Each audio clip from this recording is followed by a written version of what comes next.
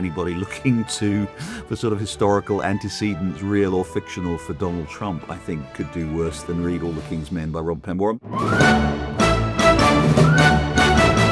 Hello and welcome to The State of It USA, the podcast that dissects Donald Trump's America. I'm Gerry Baker, editor-at-large of the Wall Street Journal and columnist for The Times.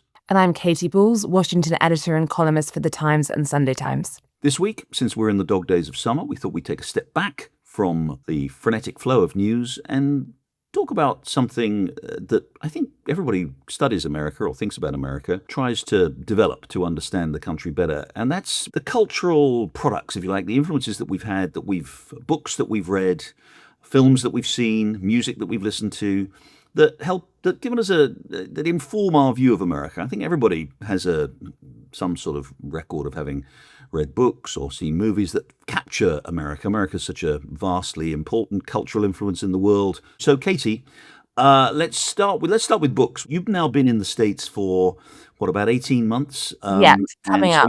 You're already immersed in American culture, but you've been immersing yourself more deeply. But I think before you came here, there was a particular book that you read to understand that strange city that you call home, Washington.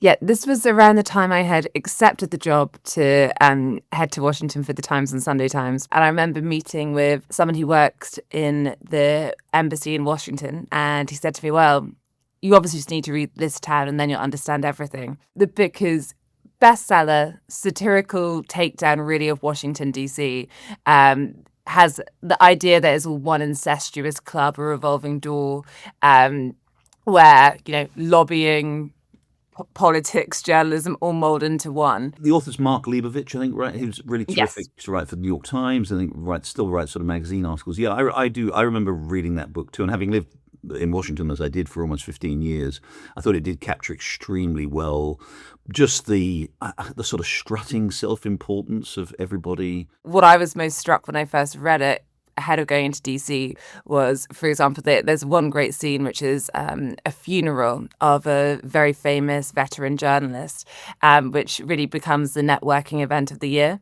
And everyone kind of going up in the aisles, try and speak to certain people and pitch themselves, which was, I think, probably a good introduction into how DC works, which I found to be more brazenly transactional than, say, Westminster. I would say that Westminster is still transactional, just people a little bit polite about it, whereas in DC, people just cut to the chase a lot more, whether it is directly looking over your shoulder or just immediately within 2 minutes kind of asking what you can do for them. I remember reading that book too, and having lived in Washington as I did for almost 15 years, I thought it did capture extremely well just the sort of strutting self-importance of everybody who works in Washington. That's one of the things. I mean, when I first went to Washington, I just remember being struck by, it was the Clinton administration, and I was a relatively young reporter back then, and you'd come up, against you'd call the White House press office or whatever, and you'd get some 20-year-old intern who would speak to you as though they were the president themselves, and treat everybody accordingly. And it's he captures. I think it's a terrific book too, and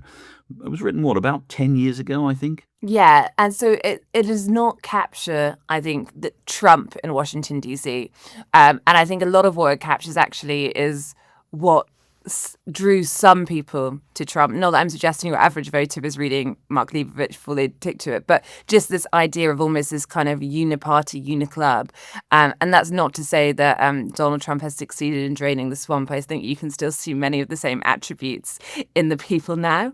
But it was a little bit kind of before that time of, obviously, I think he wrote a book later on that was trying to capture more the Trump effect, which is, the thing about this book is it is witty and funny, even though at times what it's saying is quite serious, whereas I think his Trump book veered more to things that are very, very bad. I picked a couple of novels as books that have really influenced my understanding of American politics. And I think even though both of them are now quite old, they both, in a way, continue to have remarkable resonance. The first, and they'll be very familiar to anybody who's familiar with any American literature at all, the first is All the King's Men, Robert Penn Warren, which I think was written in 1946. It's 80 years old.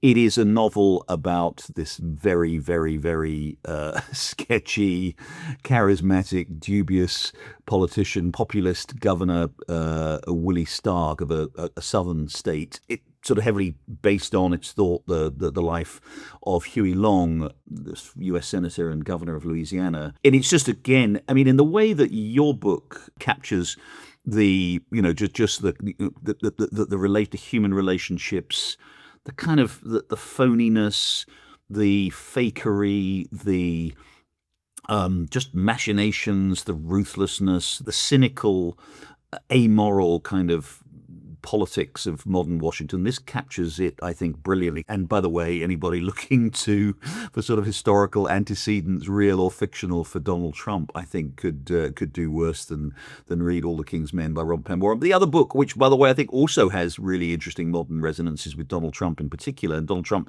kind of plays a sort of fictional cameo in the book, is The Bonfire of the Vanities by Tom Wolfe. I'm a huge Tom Wolfe fan. I think really, truly one of the great writers in the English language in the last 50, 60 years. Both his non-fiction, his journalism, his non-fiction, and of course his novels. Bonfire of the Vanities was the sort of the first really big of it. The really big of his novels came out, I think, in the late 1980s, maybe 88, some 89. It's, of course, a story about New York in that period. And again, someone who, I love New York, I live in New York now, it captures incredibly well the energy of New York, the materialism, the obsession with money. Everybody, and people will be familiar with it, I'm sure. It's about a man who's as they call, master of the universe, sort of a Wall Street big shot who ends up getting into all kinds of trouble through his personal life and through literally a car accident, and everything sort of unravels for him from that. And again, this is the New York in which Donald Trump kind of emerged, really, in his previous incarnation as a real estate man in the 1980s. And I just think, again, and 40 years on, we're kind of going through similar things today in New York. Still, money is obviously, heavily in fashion as ever.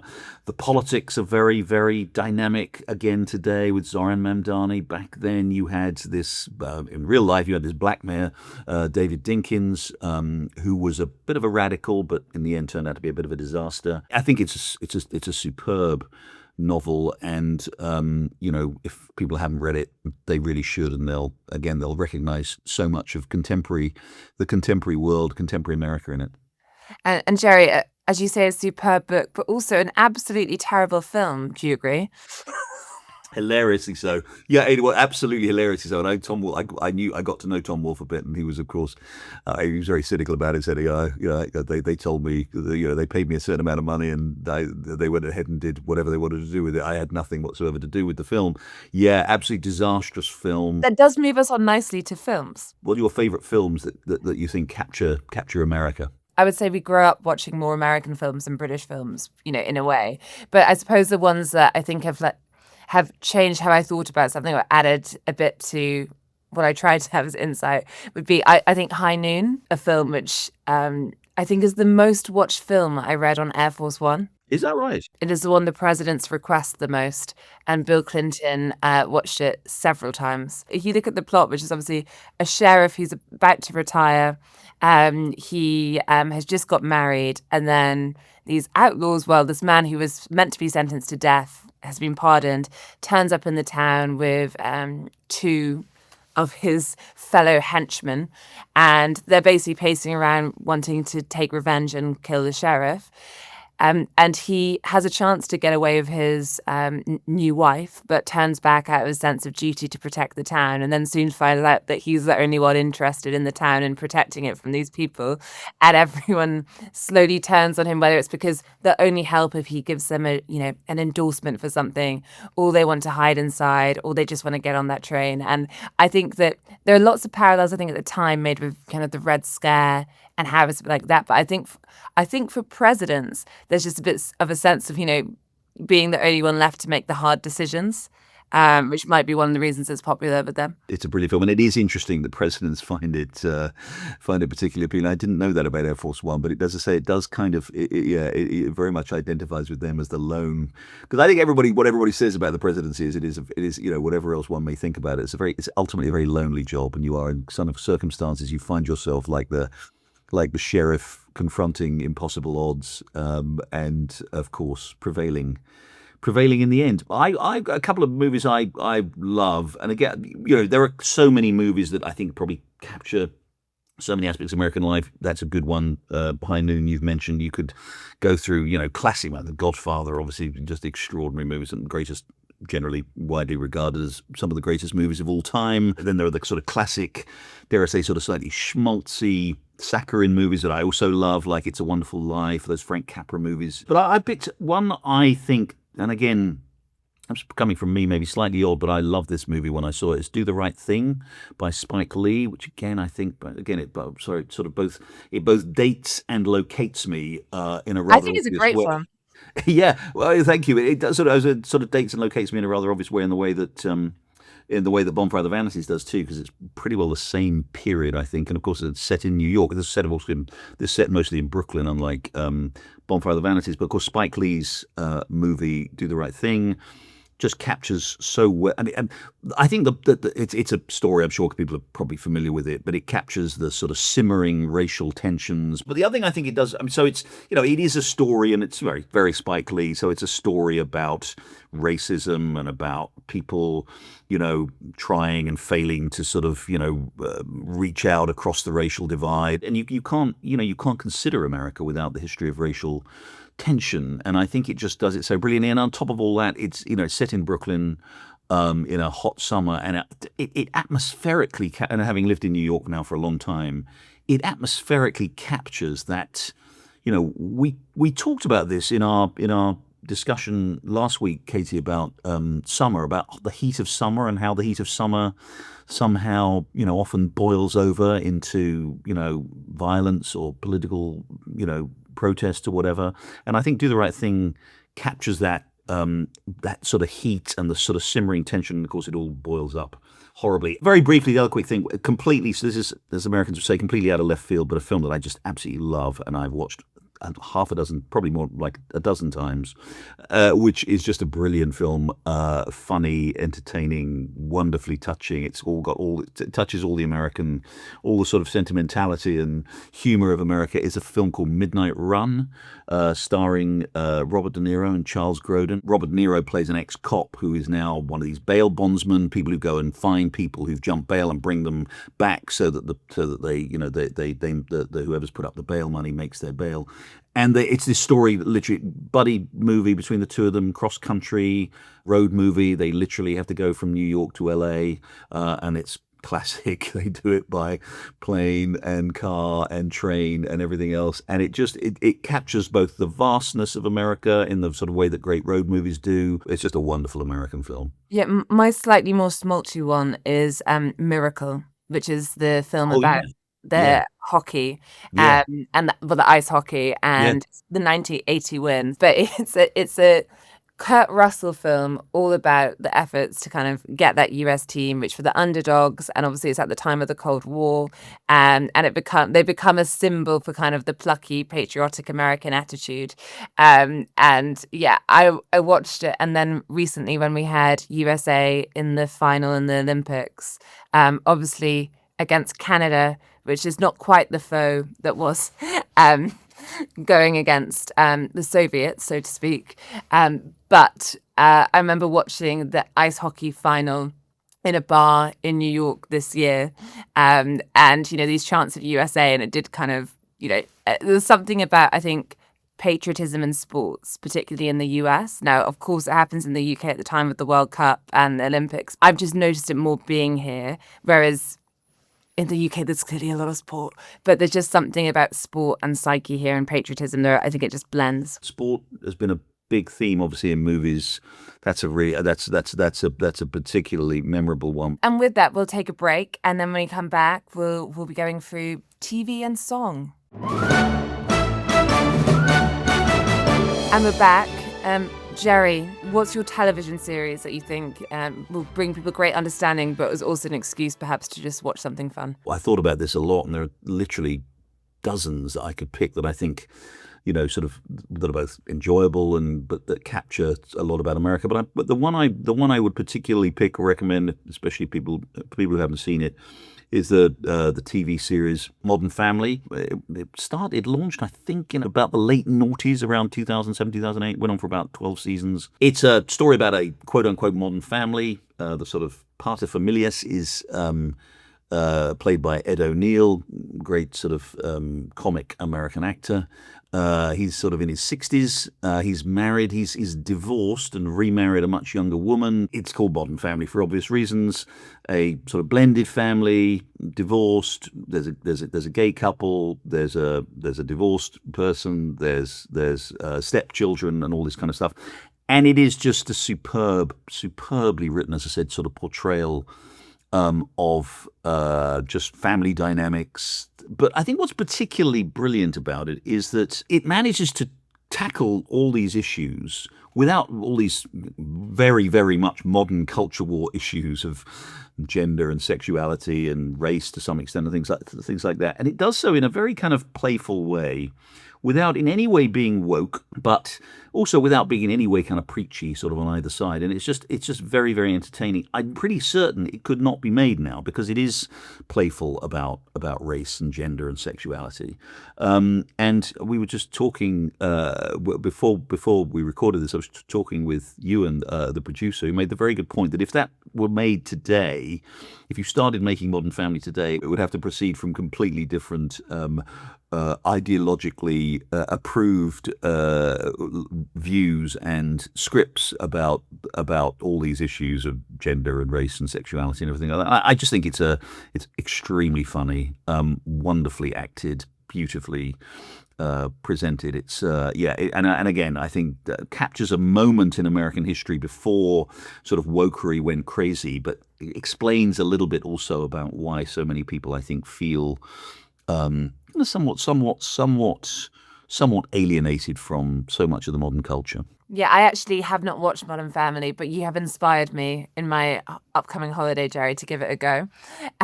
But I think when I think, I suppose, about shows, I mean, this is actually more of a book, but given Netflix have just brought out a series, I feel I can get away with it, which is Little House on the Prairie. And I would argue, in a way, I think that if you want to know what a country thinks of itself or wants people to know, look at the stories it tells its children.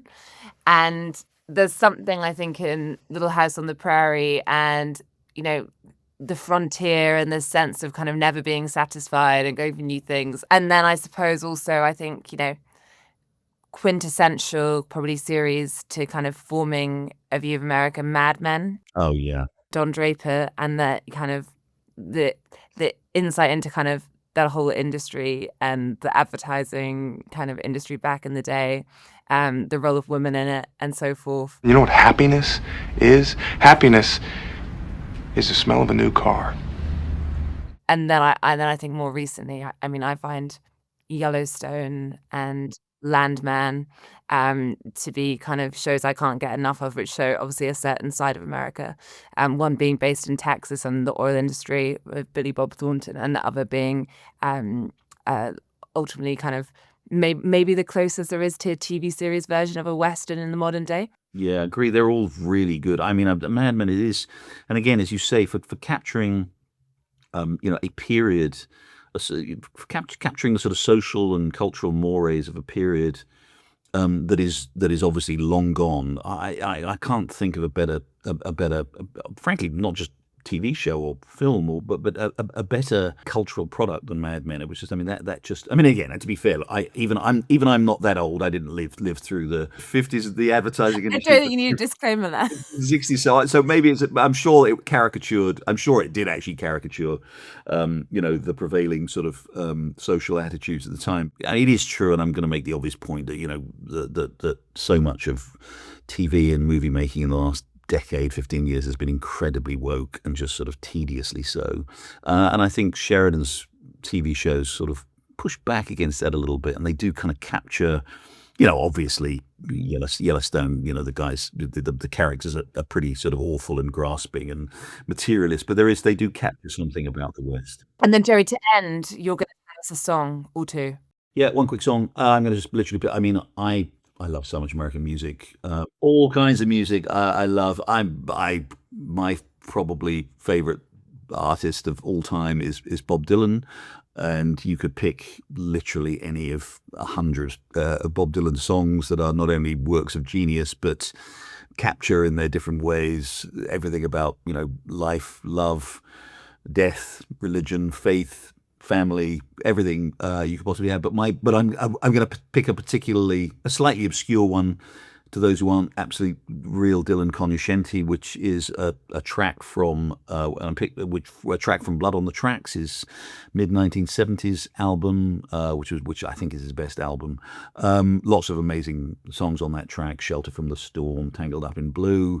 But the one I'm picking, because I think it does have a particular lovely American. It's just a wonderful sort of American ballad. It's called "Lily, Rosemary, and the Jack of Hearts." It's about 8.5 minutes long, and it is literally a ballad about sort of made-up ballad with these wonderful fictional characters in a sort of in a Western setting. I won't sort of spoil it for people who want to go and listen to it, but it's a superb song, wonderful melody. It literally tells a story again about these characters and various sort of criminals and prostitutes and various other things like this, and it's just a wonderful American story. And I'll just conclude my contribution by saying it is like 8.5 minutes long, and it reminds me of one of the great moments, great stories about Bob Dylan. Dylan was giving an interview once, and Dylan was always incredibly difficult to interview, very sort of laconic, and were very, very obscure and enigmatic and hard to pin down. And this interview was going nowhere. And at one point he says to the interviewer, he says, "But I can tell you," he says, "you know what? I can tell you what some of my songs are about." And the interviewer says, "Oh wow, really fantastic, Bob. Please, what are your songs about? What are your songs about?" And Dylan says, "Well, some of them are about 3 minutes, some of them are about 4 minutes, and some of them, believe it or not, are about 8 or 9 minutes." Yeah, I don't know how to top that. I suppose the one that I would think about would just be Bruce Springsteen, "Born to Run." That kind of focus on the American dream, and obviously that one's getting out of the towns. But I also think one of the things I've noticed, to conclude, since I've moved to America, which I knew a bit before, but just and I had this slightly at a journalist awards recently when the speeches were quite long, and I said this to someone. They said, "Katy, what you need to understand is everyone needs their chance to tell their American dream story." It's unquestionably a great song, and like Dylan, so many, and like Dylan, that Springsteen has produced so much of the soundtrack of modern American life, I think people would say. And with that, we'll be back in September, so do join us then.